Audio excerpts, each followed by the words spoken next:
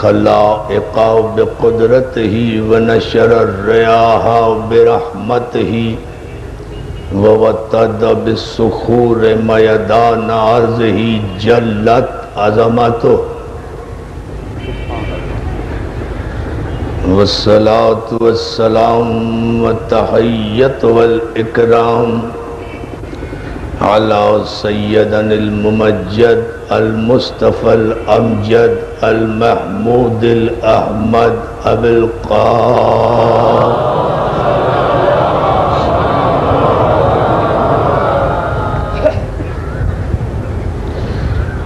وآله الطيبين الطاهرين المعصومين المنتجبين المظلومين الذين اذهب الله عنهم الرجس وطهرهم تطهيرا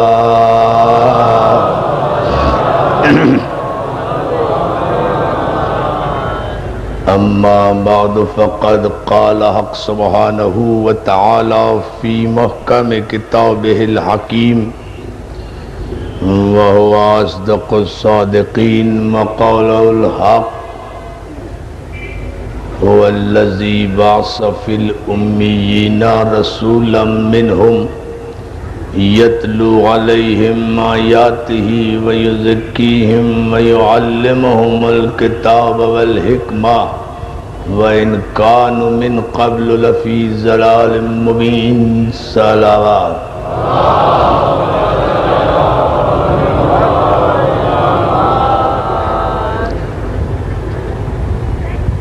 پاک محرم ایسوسی ایشن کے زیر اہتمام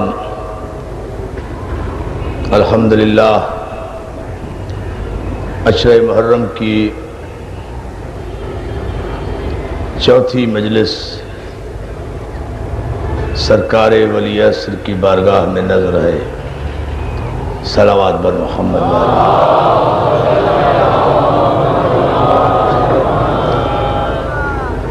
آپ حضرات کی مسلسل توجہات اور ذوق ایمانی اور جذب ایمانی پر آپ کا شکر گزار ہوں. آپ جتنی بڑی تعداد میں ماشاءاللہ ذوق در ذوق اجر رسالت کی ادائیگی کے لیے ان مجالس میں حاضری دے رہے ہیں، اس کی جزا یقیناً آپ کو بارگاہ جناب سید الشہداء ہی سے ملے گی.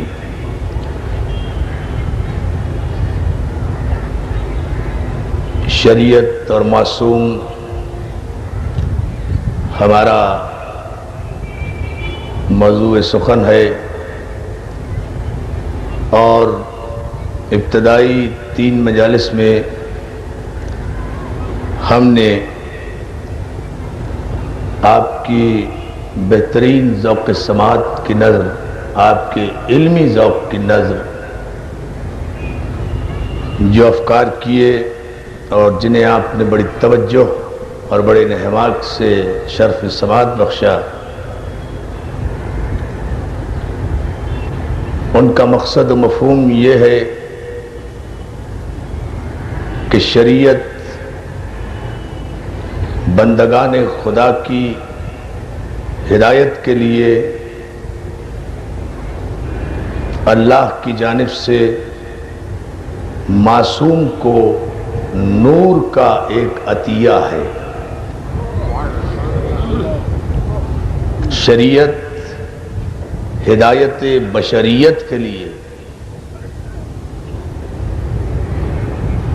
شریعت رہنمائی آدمیت کے لیے پروردگار عالم کی جانب سے معصومین کو نور کا ایک عطیہ ہے. اور جب شریعت من جانب اللہ ہے، نور کا عطیہ بھی من جانب اللہ ہے، معصوم بھی من جانب اللہ ہے، اور اس کا مرکز و محور چاروں طرف سے نور ہے، تو ملت کو تسلیم کرنا چاہیے کہ شریعت کے آنے کا راستہ بھی نور ہے اور جانے کا راستہ بھی نور ہے. صلوات بھیجے محمد اس کلیے کو قائم کریں. اللہ آپ کو سلامت رکھے. شریعت کے آنے کا راستہ بھی نور ہے، نار نہیں ہے. نار تو شریعت سے بغاوت کرتی ہے. نہیں غور فرمایا، پھر غور فرمائے. شریعت نور ہے، اس کے آنے کا راستہ نور ہے، چینل نور ہے، اس کے جانے کا راستہ بھی نور ہی ہوگا. لیکن یہ ذہن میں رہے کہ شریعت کا کوئی چینل نار سے نہیں ملتا، اس لیے کہ نار تو شریعت سے بغاوت کا نام ہے. آپ کل کی تقریر آپ کے ذہن میں ہے نا. شریعت نور ہے اور اس کے مقابل میں جو آئے گا وہ نار ہے. جو نار ہے اس کا مرکز و محور شیطان ہے، ابلیس ہے، اور اسے خود اس نے کہا ہے کہ خلقتنی من نار، تو نے مجھے نار سے پیدا کیا. تو معلوم یہ ہوا کہ شریعت کے مقابل میں جب بھی کوئی آئے گا، نور کے مقابل میں جب بھی کوئی آئے گا، نور کے سامنے جب بھی کوئی آئے گا، وہ اپنے تخلص کے اعتبار سے شیطان ہوگا، تخلیق کے اعتبار سے نار ہوگا. تخلص کے اعتبار سے عجیب جملہ ہے.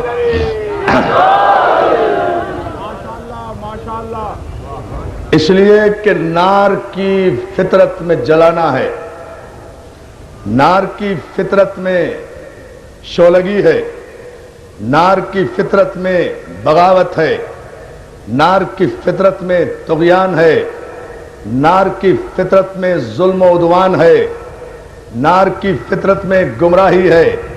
نار شیطان کا ورثہ ہے، نور رحمان کا عطیہ ہے. نار میں تکبر ہے، انکساری نہیں.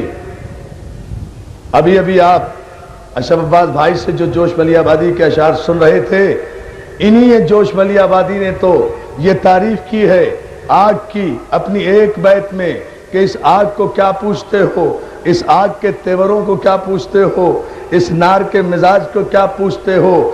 عاجزی کو نظر استکبار کر دیتی ہے آگ، حکم دیتا ہے خدا انکار کر دیتی ہے. عاجزی کو نظر استکبار کر دیتی ہے آگ، حکم دیتا ہے خدا انکار کر دیتی ہے آگ. تو شریعت کے مقابل میں جب بھی جو بھی جہاں بھی جس جگہ بھی آئے گا وہ نار ہی ہوگا، وہ نار ہی ہوگا. شریعت کا چینل، شریعت کا مرکز نور ہی نور ہے. اسی لیے یہ بھی نہیں سمجھنا چاہیے کہ نور، جس نور کے ذریعے سے قوانین الہی بندگان الہی تک پہنچ رہے ہیں، وہ زندگی کے کسی لمحے میں کچھ اور بھی ہے نور کے علاوہ. بڑی توجہ، کچھ اور بھی ہے نور کے علاوہ. نور ہی نور ہے. ہم گزشتہ تقریروں میں عرض کرتے آ رہے ہیں کہ آدم کو مٹی سے بنایا، آدم کو مٹی سے تیار کیا، پھر سجدہ کرانے سے پہلے اپنی روح اس میں داخل کر کے اسے نورانی بنایا. جہاں امر رب پہنچ جائے وہی تو نور ہے.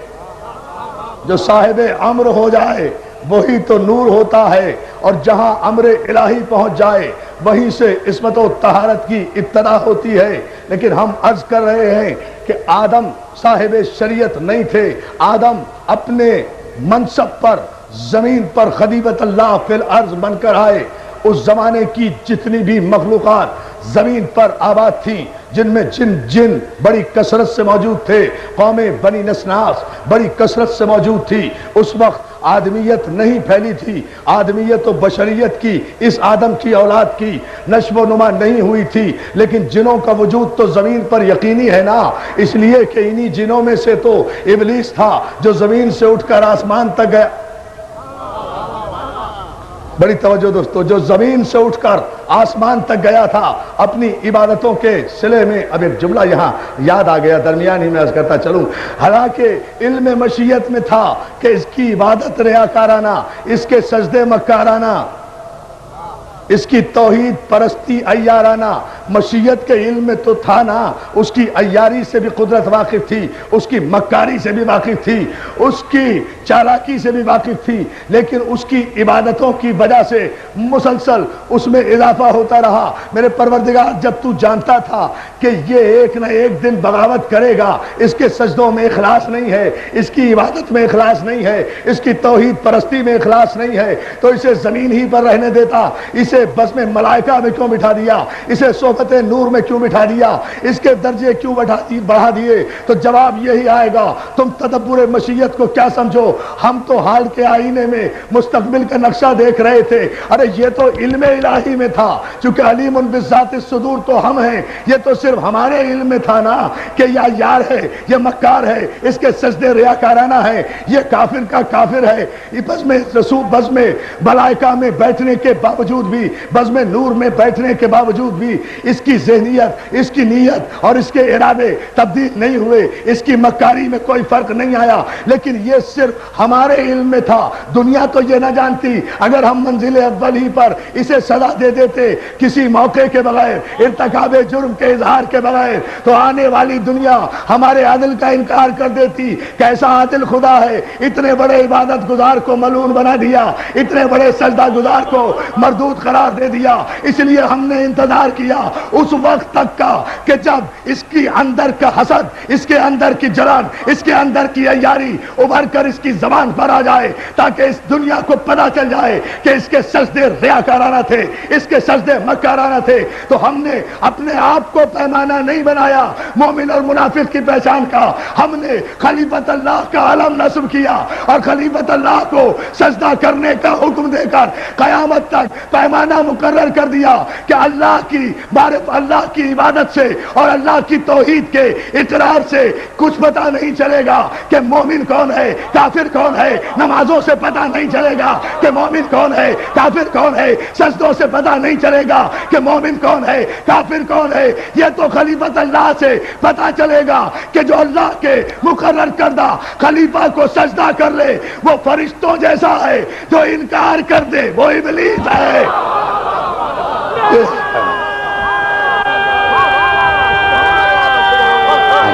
مشیت میزان ہے۔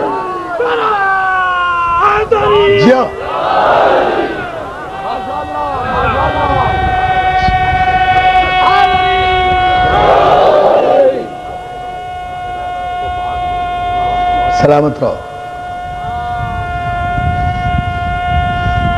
کیا کہنا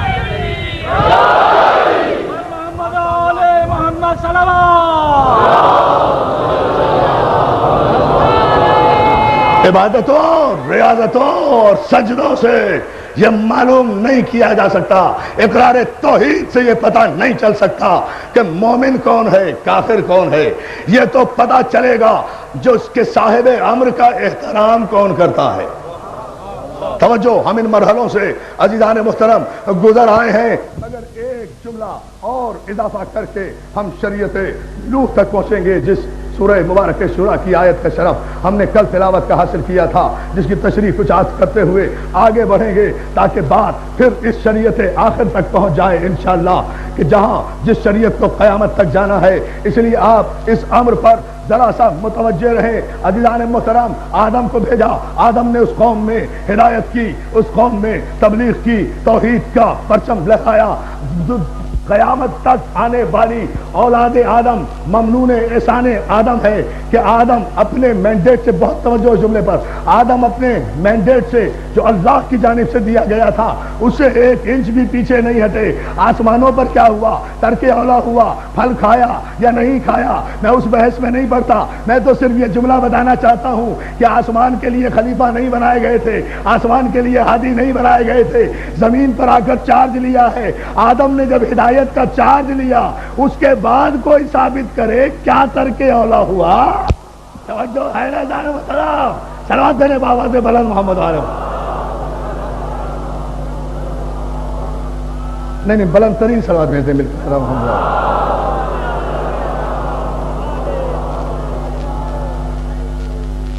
یہ وہ منزل فکر ہے، یہاں جناب آدم کو بڑی توجہ، اسی لیے پروردگار عالم نے عزیزان محترم اعلان کیا سورہ مبارک آل عمران میں، ان اللہ اصطفیٰ آدم و نوح و آل ابراہیم و آل عمران علی العالمین، اللہ نے آدم کو اصطفیٰ کیا، مصطفیٰ کیا آدم کو، اور جسے خدا مصطفیٰ کر لے اس سے غلطی نہیں ہوا کرتی۔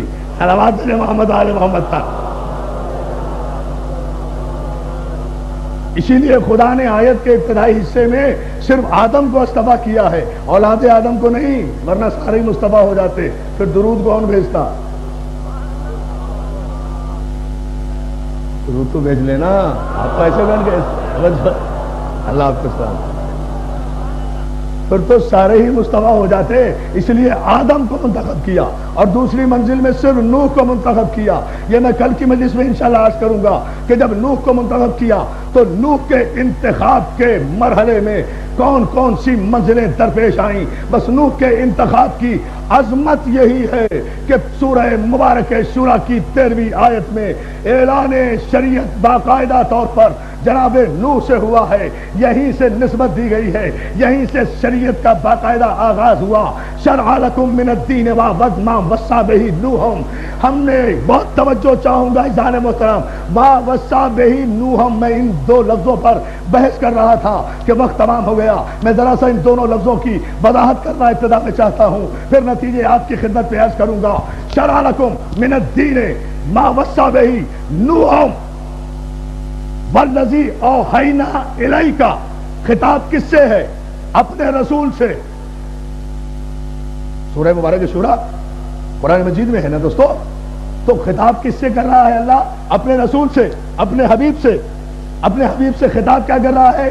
شرع لکم من الدین ما وصی بہ نوح، ہم نے وہی شریعت مقرر کی ہے دین کے لیے جس کی وصیت ہم نے نوح کو کی تھی، نوح کو وصیت کی تھی۔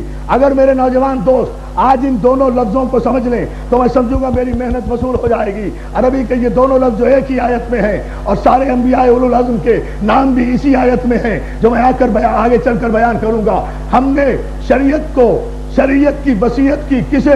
نوح کو وصیت کی، ما وصی بہ نوح والذی اوحینا الیک، نوح کو وصیت کی، لیکن میرے حبیب آپ کو وصیت نہیں کی، آپ کو وحی کی، تاکہ نوح میں اور افضل المرسلین میں فرق واضح ہو جائے کہ وصیت اس شے کی ہوتی ہے جو پہلے سے موجود ہو۔ صلوات بھیجے محمد آل محمد پر۔ میں عرض کروں گا ذرا بھائی وصیت کی، دیکھیے ما وصی، اور پھر دیکھیں آپ ایک لفظ درمیان میں اوحا کا آیا، اور اس کے بعد پھر انبیاء کے جب نام آئے پھر وصیت کا لفظ استعمال کیا۔ ما وصی بہ نوح والذی، ہم نے وصیت کی کسے؟ نوح کو، اوحینا الیک، وحی کی میرے حبیب آپ کو، وحی کی آپ کو، وما وصی بہ ابراہیم و موسیٰ، وصینا بہ ابراہیم و موسیٰ و عیسیٰ، اور پھر ہم نے وصیت کی، دیکھیں نوح کو بھی وصیت، ابراہیم کو بھی وصیت، موسیٰ کو بھی وصیت، عیسیٰ کو بھی وصیت، رسول کو وحی۔ صلوات بھیجے حضرت محمد علیہ۔ بڑی اچھی منزل ہے، نوح کو بھی وصیت، ابراہیم کو بھی وصیت، موسیٰ کو بھی وصیت، عیسیٰ کو بھی وصیت، مگر رسول اللہ کو وحی۔ کس بات کی؟ ان اقیم الدین، کس بات کی وصیت کی؟ کہ دین کو قائم رکھو، ولا تتفرقوا فیہ، اور اس میں کوئی افتراق نہ ہونے دو، اس میں کوئی افتراق نہ ہونے دو۔ تو معلوم یہ ہوا کہ سنت الہی اور شریعت الہی کے نفاذ کا مقصد دین میں اتفاق ہوتا ہے، دین میں افتراق نہیں ہوتا۔ جو شریعت دین میں اختلاف کا سبب بنے وہ شیطان کی شریعت ہے، رحمان کی نہیں ہے۔ اللہ اللہ اللہ اللہ، بہت سوچو۔ یہ بنیاد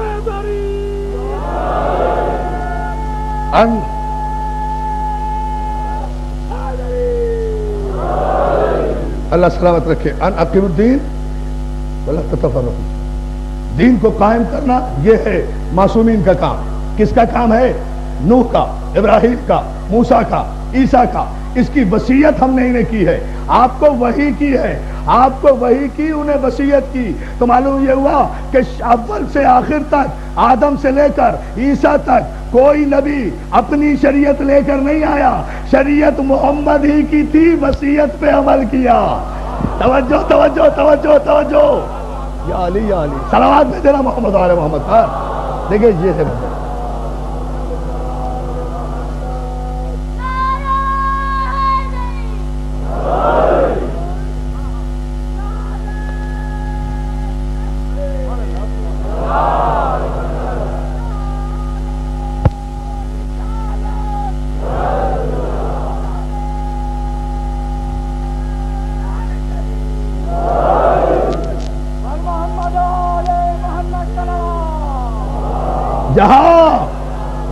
جہاں شریعت اپنے منزل معراج پر آئے اور اس شریعت الہی کے نتیجے میں جو دین قائم ہوگا، وہ دین بندگان خدا کی ہدایت کے لیے ہوگا، اختلاف کے لیے نہیں ہوگا، اختلاف کے لیے نہیں ہوگا۔ شریعت اختلاف کا نام نہیں ہے، شریعت نور ہے، شریعت اتحاد ہے، شریعت اتفاق ہے، شریعت اخوت ہے، شریعت بھائی چارگی ہے، شریعت کافروں کو مسلمان بناتی ہے، مسلمانوں کو کافر نہیں بناتی۔ توجہ توجہ، شریعت کافروں کو مسلمان بناتی ہے، مسلمان کو سلمان بناتی ہے، سلمان کو فخر سلیمان بناتی ہے۔ شریعت کا کام مومن بنانا ہے کافر کو، تو جو شریعت محمدی میں داخل ہے وہ کافروں کو مومن بنا رہے ہیں، جو شریعت محمد سے خارج ہو چکے وہ مومنوں کو کافر بنا رہے ہیں۔ یہ ہے پیمانہ، یہ ہے وہ منزل۔ اس منزل فکر پر آپ توجہ رکھیں، انشاءاللہ ہم 7ویں 8ویں مجلس میں وہ ساری تفصیلات، وہ بہت سے سوالات، وہ بہت سی باتیں سب میرے سامنے ہیں جو آ رہی ہے۔ میں انشاءاللہ 8ویں 9ویں مجلس میں اگر مولا نے ہمت دی تو عرض کروں گا، ایک ایک لفظ کا ہم جواب دیں گے، لیکن ہمیں یہاں اس مرحلے سے ذرا سا علمی طور پر ملت مسلمہ کو خطاب کرتے ہوئے گزرنا ہے۔ شریعت الہی کا تقاضا یہ ہے کہ کافروں کو مومن بناؤ۔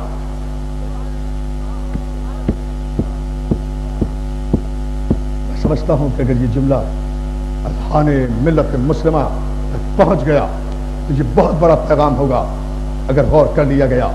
شریعت، اسی لیے شریعت کا وارث معصوم کو بنایا گیا ہے، گناہ گار کو نہیں بنایا گیا، اس لیے کہ گناہ گار میں ہوائے نفس ہے، خواہشات نفسانی ہے، خرید بھی لیتا ہے، بک بھی جاتا ہے۔ توجہ توجہ توجہ، خرید بھی لیتا ہے۔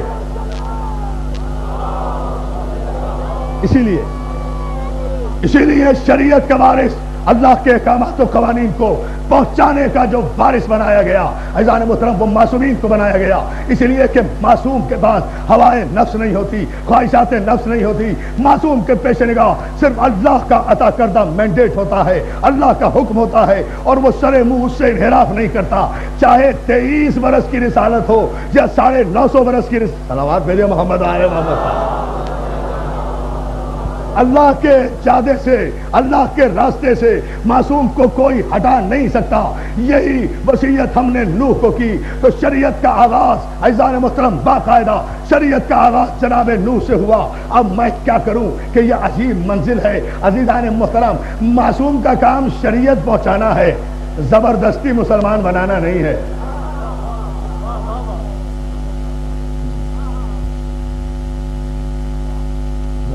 بڑا جملہ کہا ہے، اگر آپ پھر ایک دفعہ کہو کہ سوالے آپ کا شکر گزار ہوں گا۔ معصوم کا کام بندوں تک اللہ کی شریعت کو پہنچانا ہے، زبردستی مسلمان بنانا نہیں ہے۔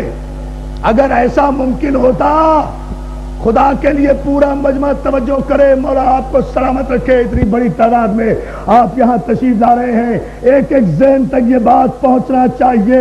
معصوم کا کام، ایک دلیل دے رہا ہوں، معصوم کا کام شریعت کو بندوں تک پہنچانا ہوتا ہے وما علینا الا البلاغ کی روشنی میں. زبردستی کسی کافر کو مسلمان نہیں بنایا جاتا. معصوم شریعت پہنچاتا ہے, نور پہنچاتا ہے, روشنی پہنچاتا ہے, چراغ دیتا ہے, ہدایت دیتا ہے, راستہ دیتا ہے, صراط دکھاتا ہے, منزل دکھاتا ہے, وسیلے بتاتا ہے, اٹھ کر دکھاتا ہے, بیٹھ کر دکھاتا ہے, بلند کر کے دکھاتا ہے, بلند کر کے دکھاتا ہے, بلند کر کے دکھاتا ہے, من کن تو مولا کہہ کے بتاتا ہے. جب نابینا نہیں ہو معصوم تک ہائے ہائے ہائے.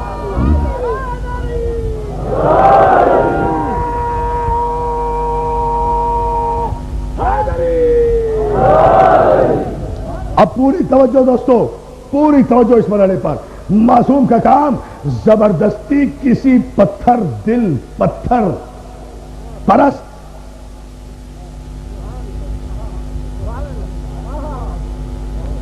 معصوم کا کام کسی پتھر دل اور پتھر پرست کو زبردستی اللہ پرست بنانا نہیں ہے.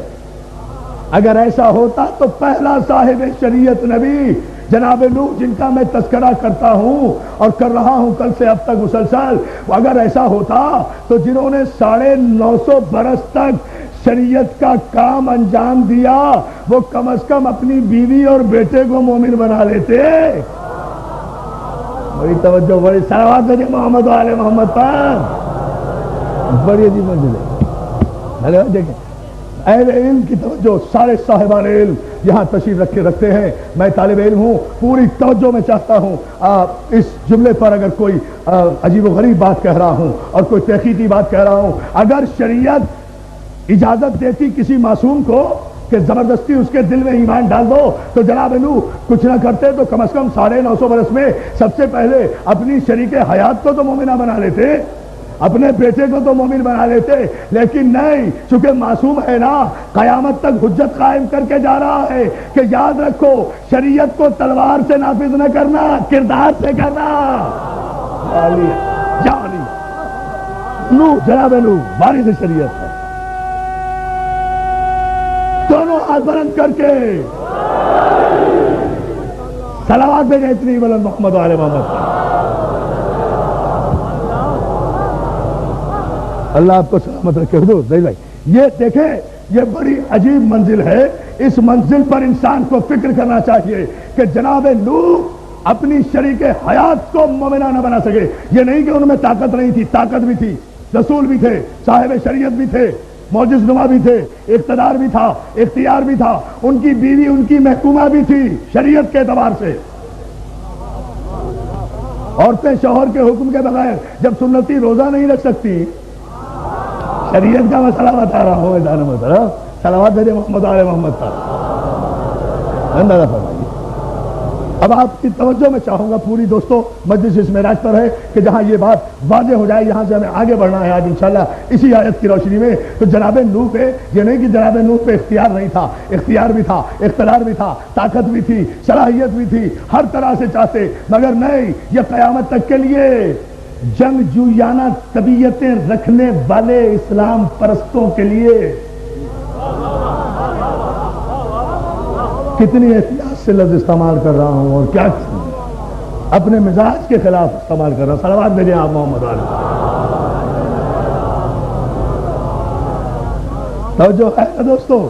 لیکن آپ, میں چاہتا یہ ہوں کہ میرے سارے دوست میری بات کو سمجھے جو میں آج کرنا چاہ رہا ہوں. جس منزل پر گفتگو کا نتیجہ میں دینا چاہتا ہوں انشاءاللہ آپ حضرات کے تعاون سے اور مولا کی مدد سے, وہ یہ ہے کہ چاہتے تو اپنی شریک حیات کو مسلمان کر سکتے تھے, مومن کر سکتے تھے, اپنی شریعت کا پابند بنا سکتے تھے, اپنے بیٹے کو ڈانٹ ڈپٹ کر سکتے تھے, سب کچھ کر سکتے تھے, لیکن ایسا نہیں کیا اور خدا کو کہنا پڑا ضرب اللہ مثلا للذین کفروا امرأۃ نوح وامرأۃ لوط کانتا تحت عبدین من عبادنا صالحین فخانتہما فلم یغنیا عنہما من اللہ شیئا. اللہ مثال پیش کرتا ہے نوح کی بیوی کی اور لوط کی بیوی کی, نوح کی بیوی کی اور لوط کی بیوی کی. یہ دونوں بیویاں ہمارے صالح بندوں کے تحت میں تھی, ان کی بیویاں تھیں. فخانتہما, مگر ان دونوں نے ہمارے صاحب شریعت نبی نوح سے انہوں نے اور لوط سے انہوں نے خیانت کی. جب انہوں نے خیانت کی تو ہمارے دونوں نبیوں کی سفارش بھی ان خیانت کرنے والی بیویوں کو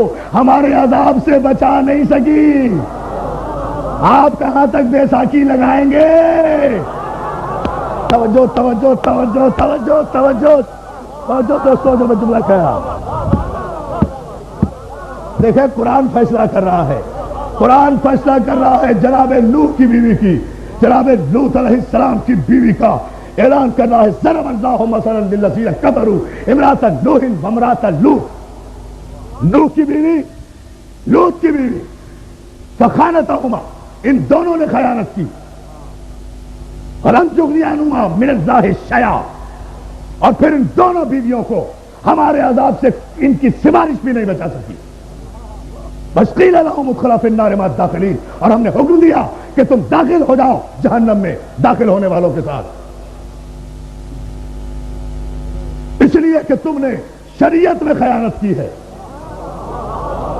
یا علی یا علی یا علی یا اللہ اللہ، اب میں شریعت کی خیانت ثابت کروں گا دوستو آگے۔ تم نے شریعت میں خیانت کی ہے، اس لیے تم کافرہ بھی ہو، تم داخل ہو جاؤ۔ تو بھائی یہ بیویوں کے اپنے اپنے نصیب ہیں کہ نبیوں کی بیویاں ہونے کے باوجود بھی کافرہ کی کافرہ رہی، جہنمی کی جہنمی رہی، یہ ان کی قسمت تھی، یہ فرعون کی بیوی کا نصیب تھا۔ یا علی یا علی، اللہ اللہ، صحبت صحبت صحبت، سلام حضور۔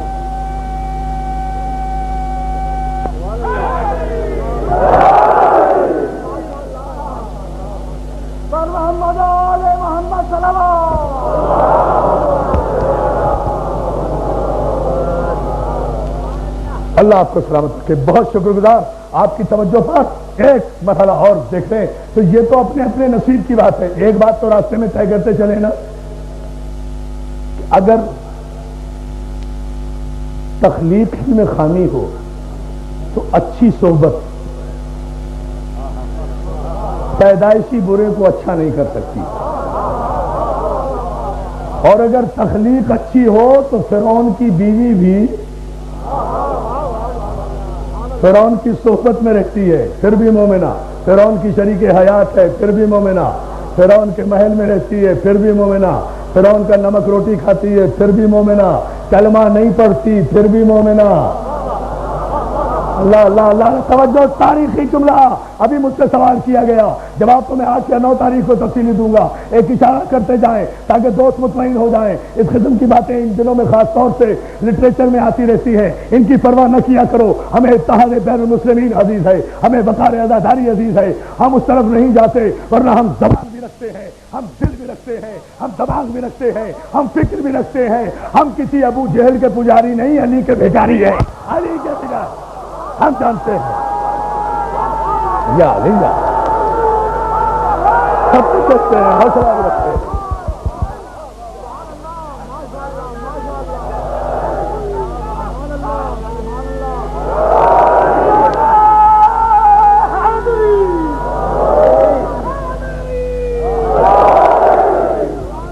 اتنی بلند سلامت ہے محمد آل محمد، مگر ایک جملے کی مولا آپ کو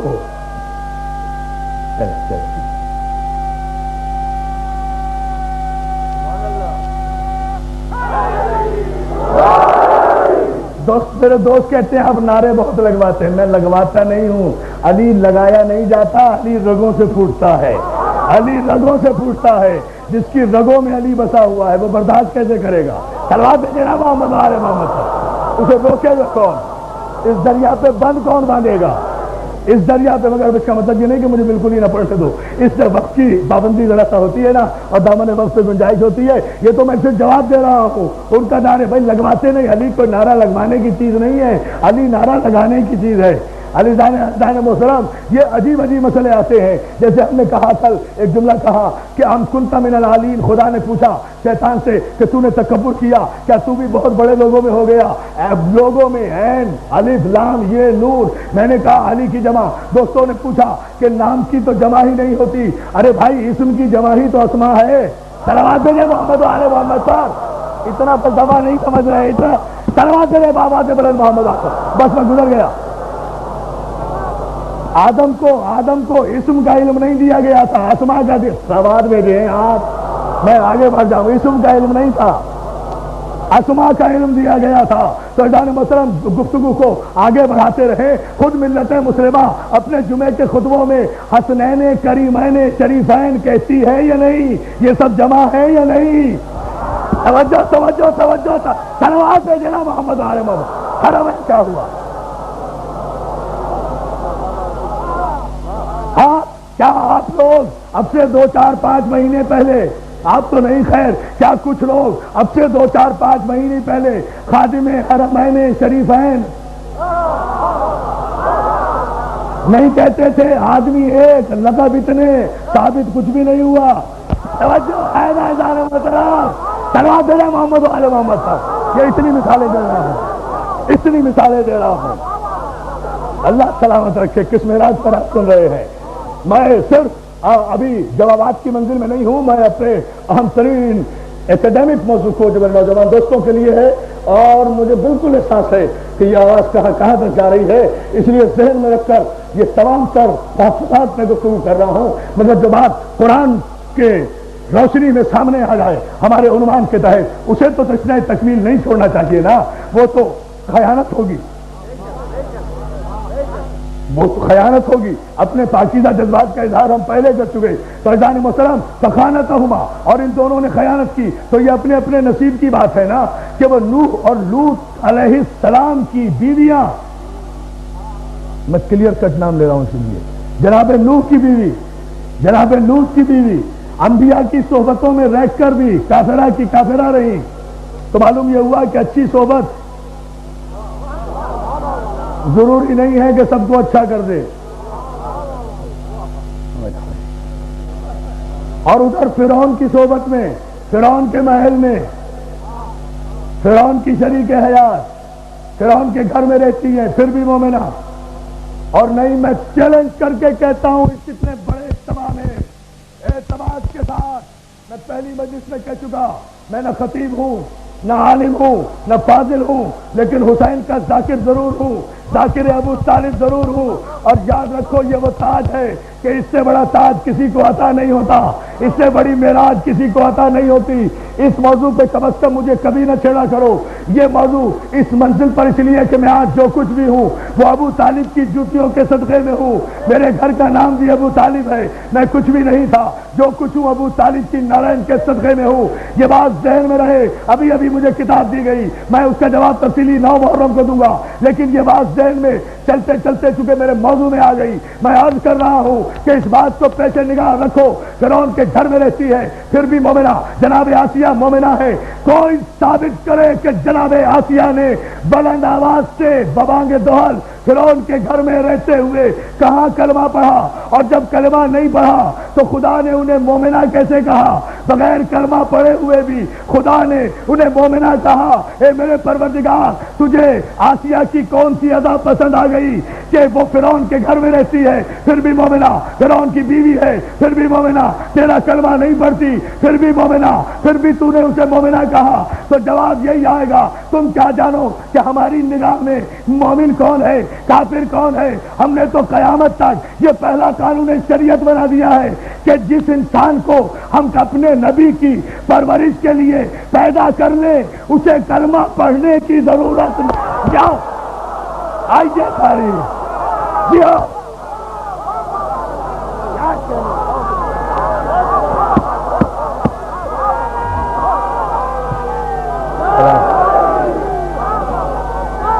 حضور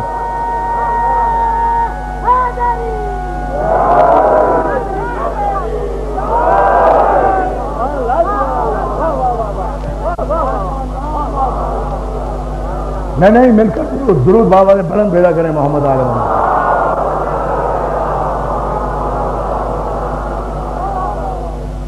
ایک مرتبہ اس پر بھیج لیں محمد عالم۔ یہ جس گوشت کو ہم اپنے نبی کی پرورش کے لیے منتخب کر لیں اسے کلمہ پڑھنے کی ضرورت نہیں ہوتی، ہمارا نبی جو کلمہ پڑھانے آ رہا تھا سب کو، ہم نے صرف اس بات پر اسے مومنہ ڈکلیئر کر دیا کہ اس نے اس نبی کو پروان چڑھایا، اس نبی کی پرورش کی، اس نبی کو پالا، اس نبی کی پرورش کی، اس کی نگہبانی کی، فرعون کے گھر میں رہ کر بھی پرورش کی، فرعون کے گھر میں رہ کر بھی نگہبانی کی، جو پھر میں آگے چل کر کی مجلس میں اس کی تفصیل بتاؤں گا، اس وقت ہمارے وقت کو گنجائش نہیں، مجھے آگے بڑھنا ہے۔ فرعون کے گھر میں رہ کر پرورش کی، لہذا ہم نے اسے قرآن میں مومنہ ڈکلیئر کیا اور بتا دیا کہ فرعون سے زیادہ بری صحبت تو کسی کی بھی نہیں ہو سکتی تھی، کافر کی بیوی ہونے کے باوجود بھی صرف اس وجہ سے مومنہ ہے کہ موسیٰ جیسے نبی کی پرورش کرتی ہے، تو جو موسیٰ جیسے نبی کی پرورش کرے اسے خدا مومنہ کہہ کر خطاب کرے اور کوئی اعتراض نہیں کرتا، اور جو فخر موسیٰ خاتم النبیین احمد مصطفیٰ محمد مصطفیٰ صلی اللہ علیہ وآلہ وسلم کی 1 برس نہیں 2 برس نہیں 17 برس تک پرورش کرے، اس ابو طالب کے لیے پوچھتے پھرتے ہو کہاں کلمہ پڑھا؟ توجہ توجہ توجہ توجہ، ہاں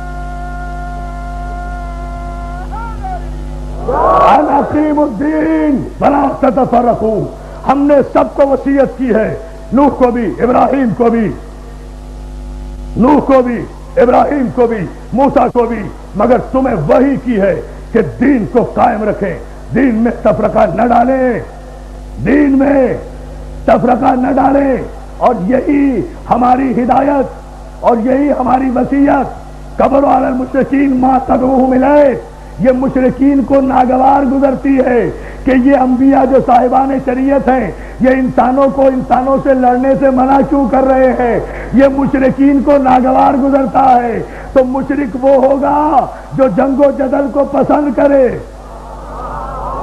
صلوات میں جناب محمد علی محمد صاحب، مشرکین کو ناگوار، قبر علی المشرکین، یہ مشرکین کو ناگوار گزرتا ہے۔ سورہ مبارک شورى میں یہی تو ارشاد ہو رہا ہے، مشرکین کو یہ ناگوار گزرتا ہے۔ اللہ یجتبی الیہ من یشاء ویہدی الیہ من ینیب، کافروں مشرکوں کو ناگوار گزرتا ہے تو گزرتا رہے، اللہ جسے چاہتا ہے منتخب کر لیتا ہے۔ صلوات محمد علی محمد کا تو مالک ہے، اسے کسی سے مشورہ لینے کی ضرورت نہیں ہے، لیکن ایک بات ذہن میں رہے عزیزان محترم، میں جیسا کہ مسلسل عرض کرتا آ رہا ہوں کہ کل میں نے روشنی ڈالی تھی کہ جناب نوح نے 950 برس تبلیغ کی، 2500 برس سے زیادہ ان کی عمر ہوئی ہے، لیکن 950 برس تبلیغ ہے شریعت کی، اللہ اکبر، اور اس تبلیغ کا اثر اچھے ظرفوں پر ہوا، کم ظرفوں پہ نہیں ہوا۔ تو اس میں نبی کا کیا قصور؟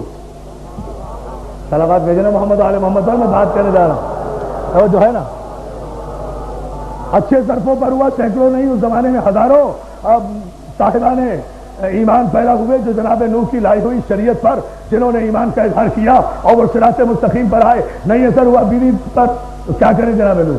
تلوار سے مارے اسے؟ اللہ مارے گا؟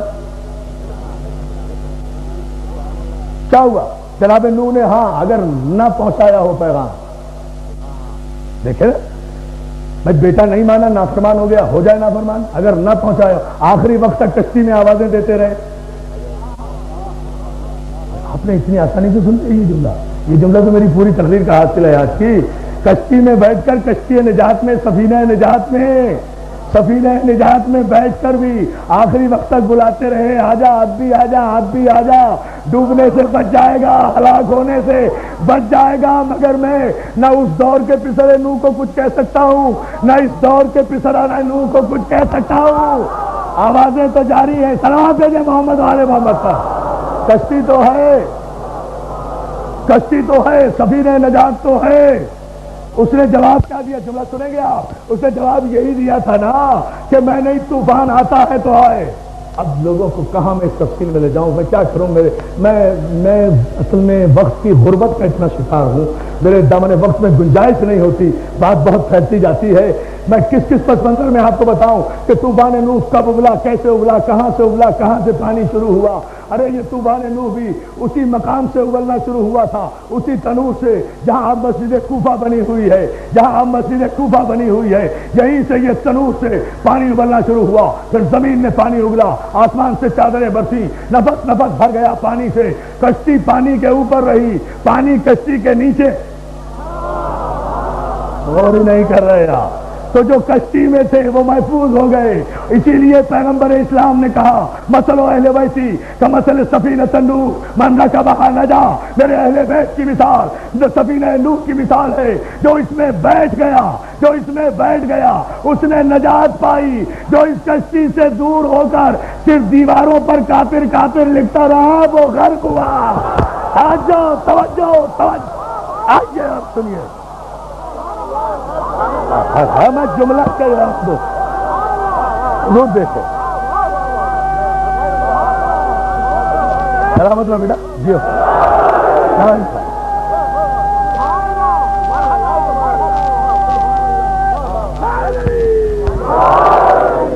نہیں، اگر تھک گئے ہو تو نعرہ مت لگاؤ، مگر نعرے کی توہین نہ کرو، یہ ٹھیک ہے،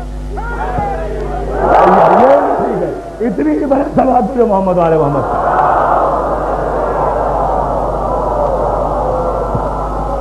اب کتنے بیٹھے سو خیر ہے، دیکھو نا بہت توجہ عزیزان محترم، یہ وہ منزل فکر ہے، مولا آپ کو سلامت رکھے۔ یا علی مدد کہنے والوں کو یہ ہمارا سر امتیاز ہے، یہ ہماری پہچان ہے، یہ ہماری شریعت ہے، رسم نہیں، رسم ہوتی تو ہم کہنے پر چھوڑ دیتے۔ توجہ، شریعت وہ ہے جس کی صلوات بھیجنا محمد آل محمد، معصوم جس کی نس کرے۔ مگر ابھی اس جملے پر مولا آپ کو سلامت رکھے، اس جملے پر کشتی میں بیٹھے بیٹھے آواز دیتے رہے پسر کو، آجا اب بھی آجا، مگر جب دماغ میں خناس بیٹھ جائے، جب شیطان سوار ہو جائے تو پھر آدمی دماغ سے نہیں سوچتا، گھٹنوں سے سوچنا شروع کر دیتا ہے، اور جب گھٹنوں سے سوچنا شروع کرے تو نبوت میں شک کرنے لگتا ہے۔ یا علی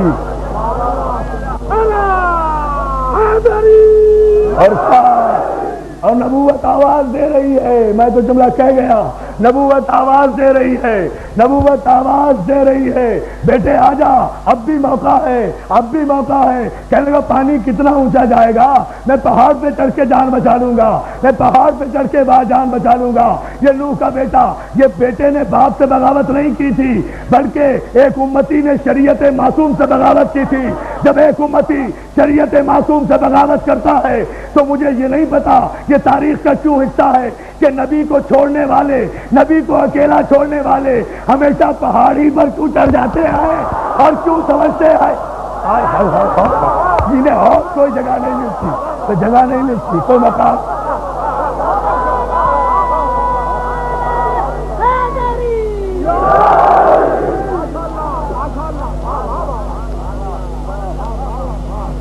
اتنی ہی بلند صلوات بھیجے محمد علیہ۔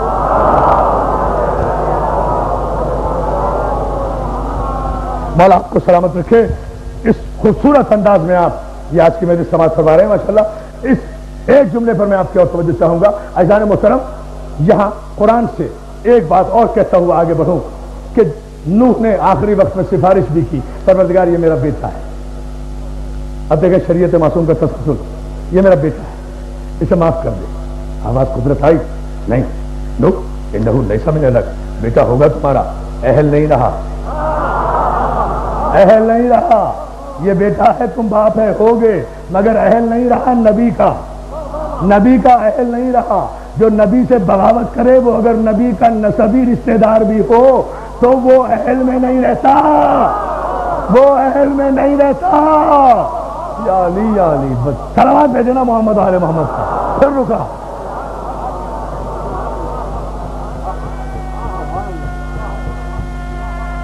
وہ اہل نہیں رہتا. نسبی رشتہ دار بھی اگر ہو، سببی نہیں، لیے دیا رشتہ دار نہیں، نسبی رشتہ دار بھی اہل نہیں رہتا اگر شریعت اور معصوم سے بغاوت کرے. عزیزان محترم، اس منزل پر آئیے. خدا نے اوحینا الیکا تو اپنے رسول کو کہا نا، یہ تو ہم 6 7ویں مجلس تک وہاں پہنچیں گے. آئیے ایک مرحلہ اور بلند کرتے چلیں. 5 7 منٹ کی زحمت میں آپ کو اور دوں، کیونکہ مضمون شراب کی طرح ذہن میں آتا ہے کہ سارا آپ کی سماعتوں کی نظر کر دیا جائے اور وقت پابندی کا شکار بناتا ہے. اس لیے تیزی سے ایک مرحلہ اور بلند کر رہے. نوح کی شریعت 950 برس تک رہی. نوح کو وصیت کی گئی اسی شریعت کی جس شریعت کا آغاز آدم سے ہوا تھا. وہ اسماء پنجتن، صلوات بھیجے پنجتن کے اسماء، وہی شریعت پہلی مجلس سے مسلسل وہی. اس لیے کہ والذی اوحینا الیکا رسول کے لیے اوحینا کا لفظ ہے، موسیٰ کے لیے، ابراہیم کے لیے، عیسیٰ کے لیے، نوح کے لیے، ان کے لیے وصیت کا لفظ ہے. یہ ذہن میں رہے. اور پھر اس جملے پر بھی عزیزان محترم آپ کی توجہ چاہوں گا. نوح کے بعد پھر وصیت کہاں پہنچی؟ ابراہیم پر. نوح اور ابراہیم کے درمیان 35,000 انبیاء آئے. یہ میرے نوجوان دوست نوٹ کریں، تحقیق اور ریسرچ، ہر حوالہ میرے پاس ہے. نوح اور ابراہیم کے درمیان 35,000 انبیاء آئے اور سب نے نوح کی شریعت کی پیروی کی. کوئی نئی شریعت نہیں آئی. توجہ ہے. نوح اور ابراہیم کے درمیان 35,000 انبیاء کا فاصلہ ہے. ان کا گریو یارڈ بھی موجود ہے، ان کا قبرستان بھی موجود ہے، ان کی قبریں بھی موجود ہیں. کل اس کا پتہ بھی بتا دوں گا. کل 1,24,000 میں سے 1 لاکھ سے زیادہ انبیاء کے پتے تو کل بتا دوں گا انشاءاللہ. بڑے بڑے علماء کو 50 کے زیادہ انبیاء کے نام یاد نہیں، میں قبریں بھی بتاؤں گا. صلوات بھیجیں محمد آل محمد پر. کہتے ہیں 1,24,000، مگر یہ ڈیٹیل موضوع ہے، اس پر کل انشاءاللہ گفتگو کریں گے. لیکن نوح اور ابراہیم کے درمیان 35,000 انبیاء اسی وصیت پر عمل کرتے رہے، اسی وصیت پر جو نوح نے شریعت دی تھی.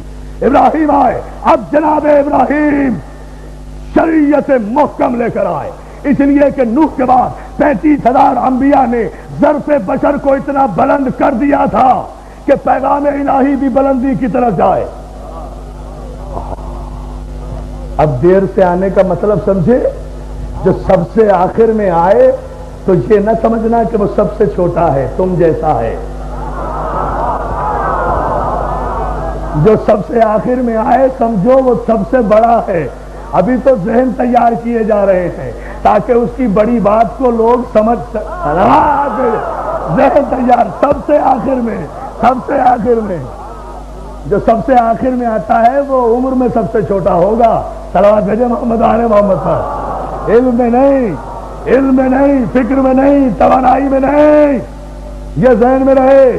ذہن بشر کو تیار کیا جا رہا ہے، بنایا جا رہا ہے. تو نوح سے لے کر ابراہیم تک یہ ہزاروں انبیاء نے آ کر ذہن بشر کو اتنا بالیدہ کیا کہ وہ مقام ہے ابراہیم. اب پھر سنیں، لوگ لاجک کی بات کرتے ہیں، ریشنلزم کی بات کرتے ہیں. ہاں، لاجک اور ریشنلزم ہی کا نام اسلام ہے. بہت سائنٹیفک دین ہے اسلام. پہنچانے والے ذہن ان سائنٹیفک ہیں. 1400 برس میں جنہوں نے اسلام پہنچایا ہے انہوں نے ریشنل وے میں نہیں پہنچایا. انہوں نے تلوار کو اسلام سمجھا، انہوں نے جنگ کو اسلام سمجھا، انہوں نے جاہلیت کو اسلام سمجھا، انہوں نے ملکوں پہ پرچم لہرانے کو اسلام سمجھا، انہوں نے قتل و غارت گری پر کو اسلام سمجھا، انہیں بادشاہت کو اسلام سمجھا، انہوں نے سلطنت کو اسلام سمجھا، انہوں نے راوی کو اسلام سمجھا، انہوں نے روایت کو اسلام سمجھا، انہوں نے محدث کو اسلام سمجھا، انہوں نے جنگ کو اسلام سمجھا، انہوں نے فساد کو اسلام سمجھا. انہوں نے جہاں تک قرآن اور شریعت میں بددیانتی کی ہے کہ انہوں نے ہر فساد کو جہاد کا نام دیا اور ملک فتح کرتے چلے گئے. حالانکہ پاکستان کا مصور اقبال چیختا چیختا مر گیا کہ شہادت ہے مقصود و مطلوب مومن، نہ مال غنیمت نہ کشور کشائی. سب اسلام کی بات کر رہے ہیں. حضور دیکھیں بہت سمجھ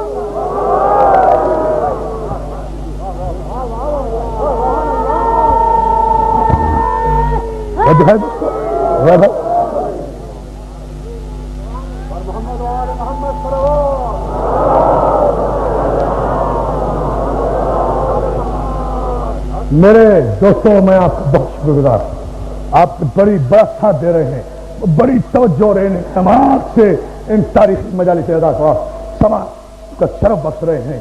میں آپ کا شکر گزار ہوں آل محمد کی بارگاہ میں سجدہ تشکر پیش کرتے ہوئے، لیکن لاجک اور نیشنلزم پر ایک جملہ ضرور مجھے کہنے دیجئے تاکہ میں ریلیٹ ہو جاؤں کل پھر یہاں سے اسی منزل سے، اور وہ یہ کہ نوح اور ابراہیم کے درمیان ہزاروں انبیاء ذہن بشر کو تیار کرتے رہے کہ پیغام ابراہیم کو سنیں۔ ابراہیم نے آتے ہی جو شریعت پیش کی نا، وہ آیت کے ذریعے نہیں، صحیفوں کے ذریعے نہیں، معجزوں کے ذریعے نہیں، لاجک کے ذریعے۔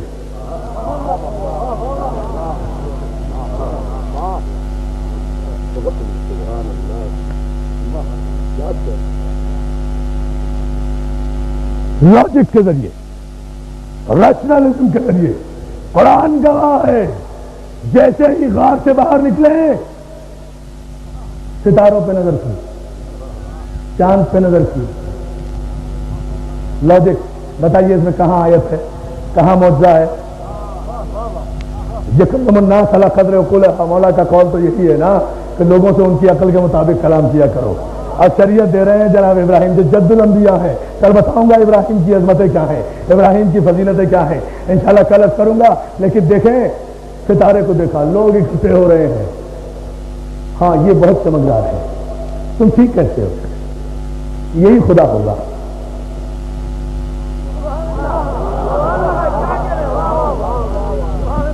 ہم غور نہیں فرماتے، لیکن شریعت کس طرح پیش کی جاتی ہے۔ ہاں ارے نہیں یہ ستارہ نہیں، یہ تو ستارے ہی ستارے ہیں۔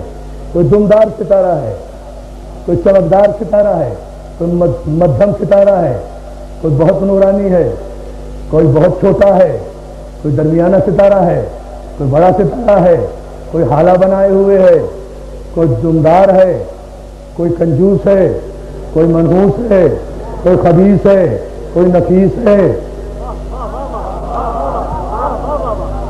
اور پھر سارے لوگ اکٹھے ہوتے رہے۔ ابراہیم نے یہ نہیں کہا، دیکھیں نا ہر طاقت کو جواب لاجک سے دے رہے ہیں، تلوار لیے نہیں کھڑے، ستارہ پرستوں سے کہہ رہے ہیں ہاں یہی خدا ہوں گے، ان میں سے کوئی خدا ہوگا جو اچھا ہوگا، اچھا چلو انتظار کرتے ہیں۔ سب نے کہا ہاں بالکل آپ ٹھیک کہتے ہیں، آپ ٹھیک کہتے ہیں ابراہیم، یہی ستارہ ہے یہ جو سب سے بڑا ہے۔ کافروں کا دماغ ہمیشہ خراب رہا ہے اس سلسلے میں، تو ٹھیک ہے نا، یہ سب سے بڑا ہے، یہ زیادہ چمکدار ہے۔ ہاں بس یہ تھوڑی دیر کے بعد چاند نے طلوع ہونا شروع کیا، ستاروں نے مدھم ہونا شروع کیا، ستارے ٹوٹنا شروع ہوئے، ستاروں کی روشنی کم ہونا شروع ہوئی۔ چاند کے بعد ابراہیم نے پھر سب کو بلایا، ارے وہ خدا تو گئے، یہ ان سے بڑا ہے، یہ ہے۔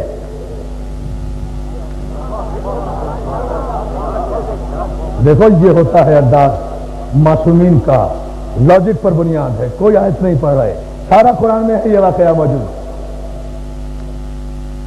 دامن وقت میں گنجائش نہیں ہے کہ آیتیں پڑھ کر اس کے ترجمے پیش کیے جائیں، مفہوم کو سمجھ لیجیے عزیزان محترم، تاکہ کوئی نتیجہ تو سامنے آئے نا آپ کے، اور وہ نتیجہ یہ عزیزان محترم، ہاں یہ بڑا ہے چاند، یہی خدا ہوگا، ویسے بھی ایک ہے۔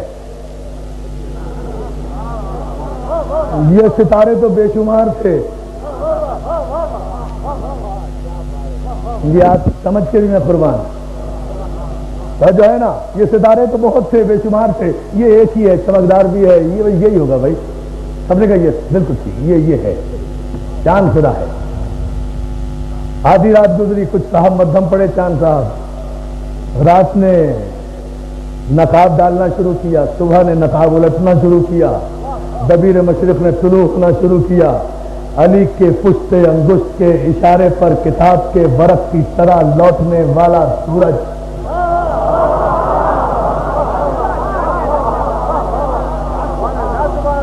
میں تم سے اس کی دعوت تو نہیں چاہتا، دعا چاہتا ہوں، صلوات میرے دوست محمد علیہ محمد۔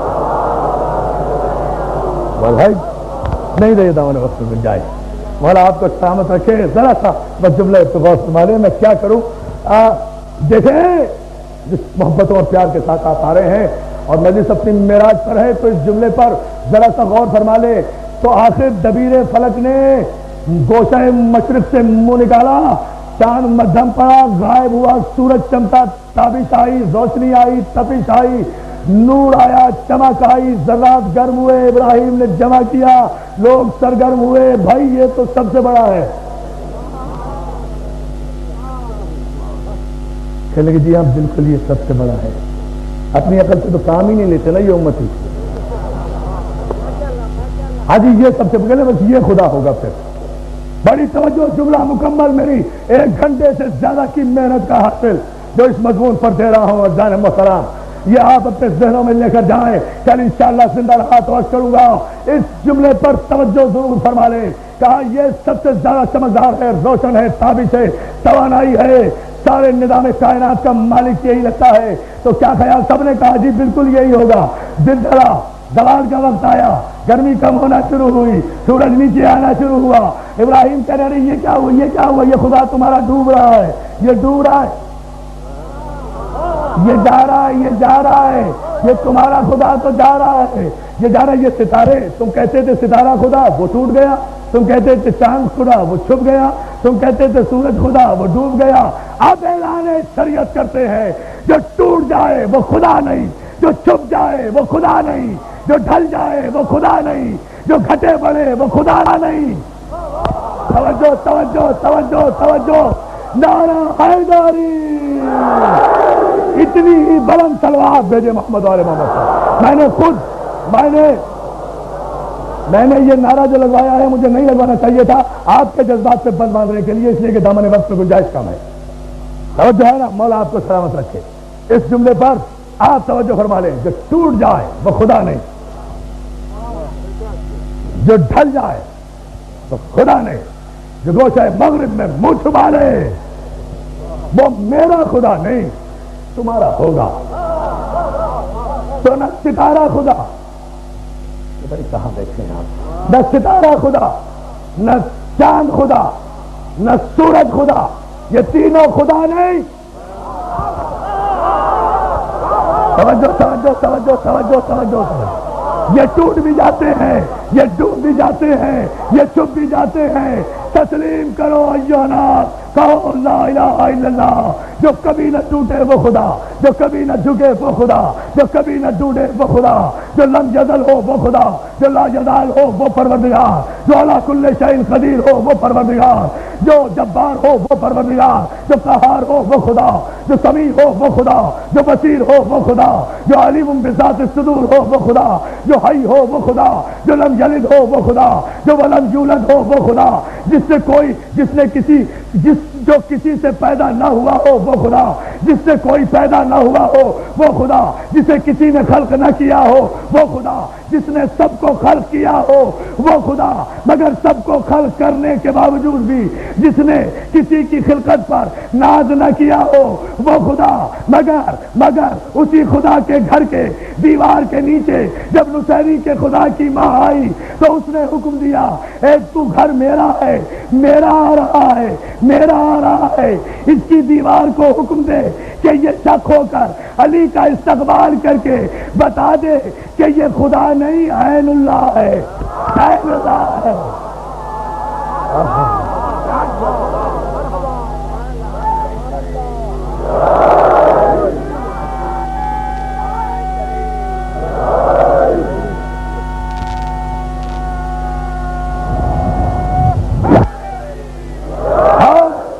ہم شریعت کے مضمون پر ابراہیم علیہ السلام کی بارگاہ تک پہنچے. کل اور آگے بڑھیں گے جناب ابراہیم پر، مزید تفصیلات عرض کریں گے. لیکن عزیزان محترم یہ بات اور ذہن میں رہے کہ یاد رکھو یہ گھر بھی ابراہیم نے بنایا جہاں علی آیا. یہ شریعت کے سارے ارکان بھی اسی گھر میں ہیں. آواز میں جناب محمد آل محمد کا شریعت معصوم کے ایک ایک رکن گناؤں گا کل، لیکن اب وقت نہیں ہے. بتاؤں گا شریعت کے سارے رکن شریعت معصوم کے اسی گھر میں ہیں. اللہ آپ سب کو حج بیت اللہ کی توفیق عطا فرمائے. سارے مسلمان کعبے کی زیارت کو جائیں, اور میں تو کہتا ہوں جو نہیں گئے اللہ کرے وہ مسلمان جائیں اور جا کر کبھی خانہ کعبہ کو غسل دیتے وقت پہنچ جائیں. جب کعبے کا پردہ اٹھایا جاتا ہے تو دیوار میں وہ شگاف اب بھی نظر آئے گا جہاں سے علی کی ماں داخل ہوئی تھی, جو بھرا نہیں جا.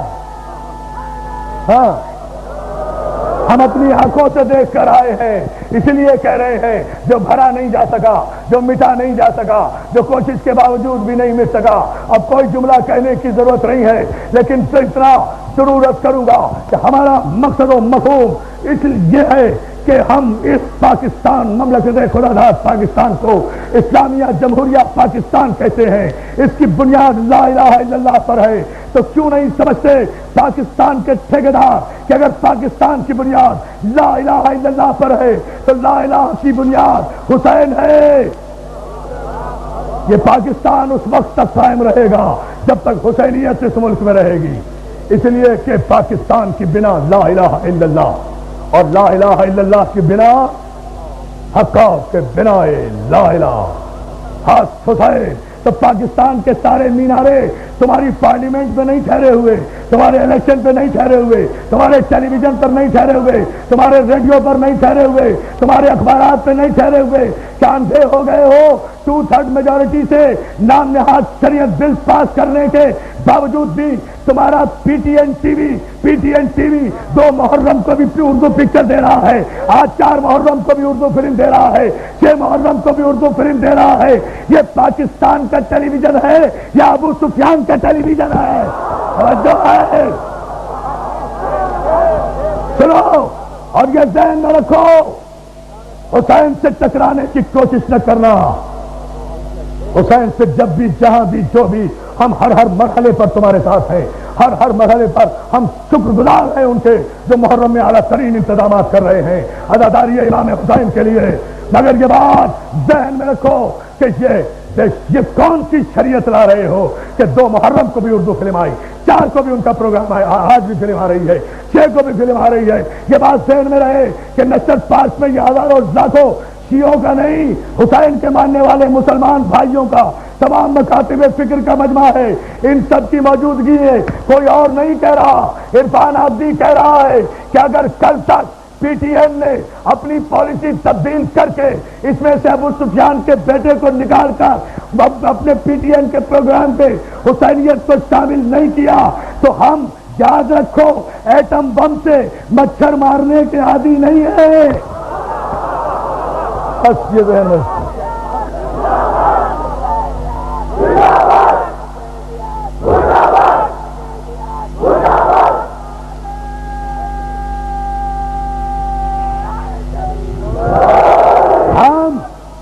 ہم جو کہتے ہیں وہ کرتے ہیں, یہ بات ذہن میں رہے.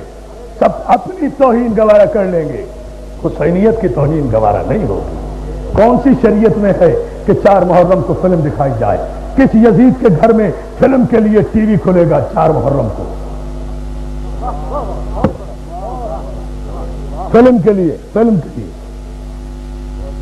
بےہودہ ڈراموں کے لیے 6 محرم کو فلم کے لیے لٹ گیا بطول کا گھر, اجڑ گیا تمہارے رسول کا گھر. شریعت کی باتیں کر رہے ہو, پھر بھی کہتے ہو ہم بھی مانتے ہیں. کیا مانتے ہو؟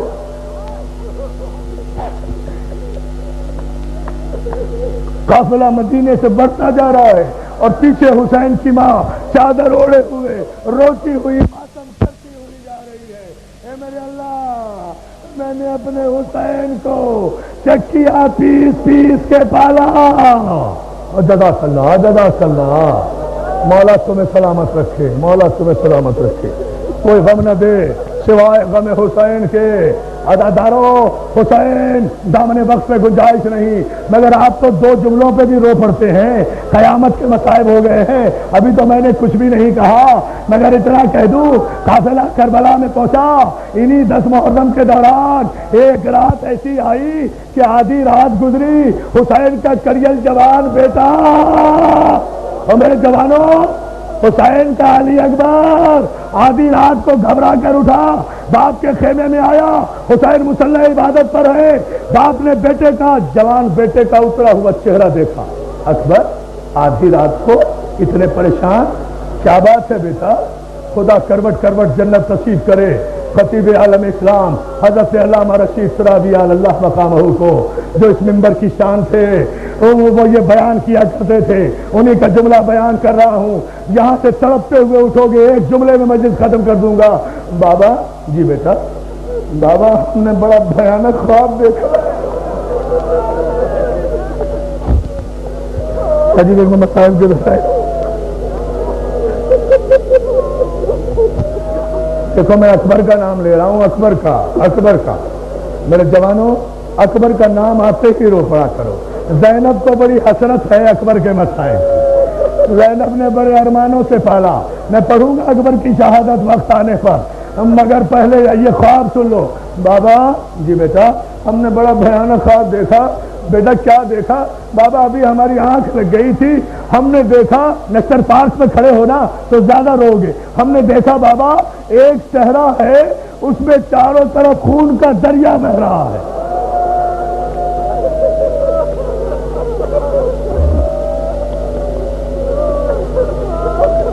بابا ہم نے دیکھا ایک میدان ہے، صحرا ہے، اس میں چاروں طرف، میرے مولا مجھے ہمت دے دینا میں یہ جملہ پڑھ لوں، اور انہیں ہمت دینا یہ سن لیں، گھروں تک روتے ہوئے جاؤ گے۔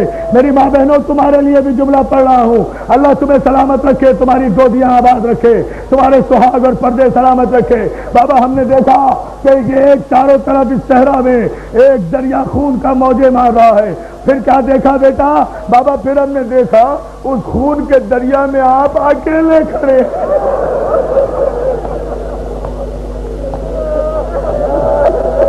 مجھے بتاؤ نا کس آنکھ میں آنسو نہیں ہے، مجھے دکھاؤ، بتاؤ مجھے کون سی آنکھ ہے؟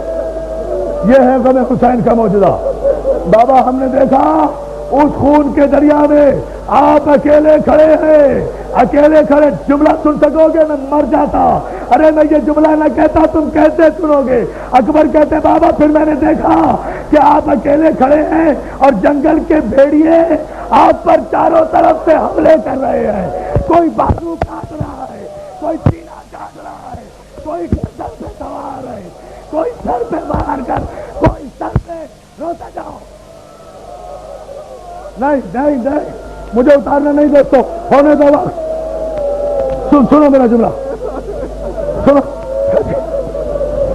سنو میری جان۔ بابا میں نے دیکھا کہ چاروں طرف سے جنگل کے وحشی بھیڑیے آپ پر حملہ کر رہے ہیں، کوئی بازو پہ حملہ کر رہا ہے، کوئی پسلیوں پہ حملہ کر رہا ہے۔ بابا پھر ہم نے دیکھا کہ آپ کا بایاں بازو کٹ کے علیحدہ ہو گیا۔ لو اب کچھ بھی نہیں پڑھتا، اب تم جانو، حسین کی ماں جانے۔ دعویٰ میرا ہے، اگر گھروں تک بھی آنسو خشک ہو جائیں۔ بابا میں نے دیکھا کہ آپ کا بایاں بازو کٹ کے علیحدہ ہوا۔ اچھا بیٹا اور کیا دیکھا؟ بابا میں نے دیکھا کہ آپ کا دایاں بازو بھی کٹ کے علیحدہ ہو گیا۔ بابا پھر میں نے دیکھا کسی بھیڑیے نے آپ پر حملہ کیا، اچانک آپ کی کمر جھک گئی۔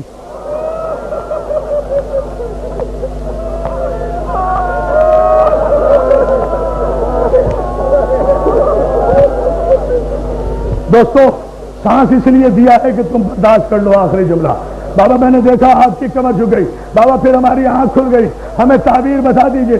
حسین خیمے میں بیٹھے بیٹھے کہتے اکبر وہ جو خون کا دریا ہے نا، وہ روز عاشورہ میرے 72 جانثاروں کا خون ہے جو کربلا کے میدان میں بہہ جائے گا، اور وہ جو تو نے مجھے اکیلا دیکھا ہے نا، وہ وقت وہ ہوگا جب میں اپنے علی اصغر کی قبر بنا کر دامن کو جھاڑ کر اکیلا کھڑا حل میں ناصر ماتم کرو۔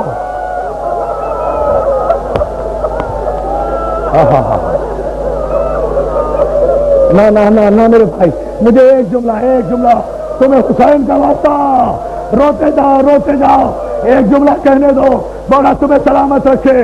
عزادارو علی اکبر کہتے ہیں، بابا میرے جوانوں تم سنو، میں تمہارا ماتم دیکھنا چاہتا ہوں نشتر پاک میں۔ جوانوں علی اکبر کہتے ہیں بابا وہ آپ کا بایاں بازو کب کٹے گا؟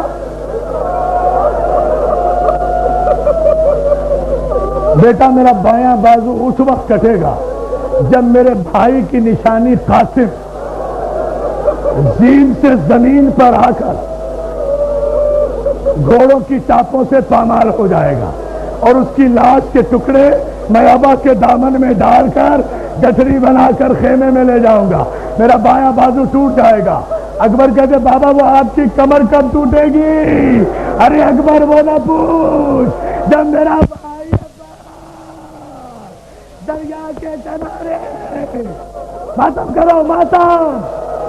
جزاک اللہ. ہاں سانس لے لو. آخری جملہ قطعاً آخری جملہ، اس کے بعد نہیں پڑھوں گا. سن لیا تو قیامت آ جائے گی. اکبر ابھی پوچھتے ہیں بابا وہ آپ کا دایاں بازو کب ٹوٹے گا؟ حسین مسلح پہ بیٹھے تھے، اٹھ کھڑے ہوئے. علامہ رشید ترابی کہتے اکبر کا ہاتھ پکڑا، خیمے سے باہر نکلے. اکبر باہر آ جا کہیں زینب نہ سن لے، زینب نہ سن لے. باہر آئے. اکبر تیرا دایاں بازو اس وقت کٹے گا جب تیرے سینے پر بچی کا پھل لگے گا، تیرے برچی لگے گی.